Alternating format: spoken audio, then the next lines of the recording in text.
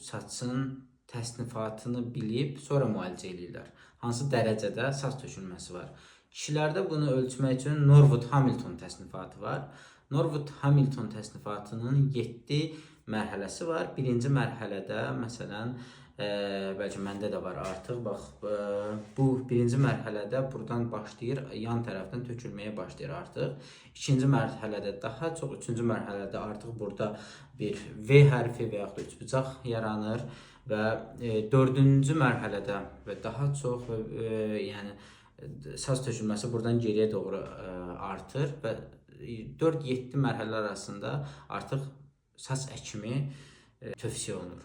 Amma biri 3-də isə lokal müalicə və yaxud da dərman müalicəsi tövsiyə olunur. Qadınlarda isə bu Ludwig təsnifatı var. Ludwig təsnifatı qadınlarda dediyim kimi bu ayrıcıdan başlayır tökülmə. Birinci səviyyədə, birinci tipdə, bunun 3 tipi olur amma Ludwigin. Birinci tipdə yüngül seyrəlmə olur, amma saçı daramaqla bu seyrəlməni hiss eləmək olmur. İkinci və üçüncü tiplər isə daha da, yəni seyrəlmə o qədər dərin olur ki, artıq gözlə görünür ki, saçına qədər tökülüb. Amma qadınlar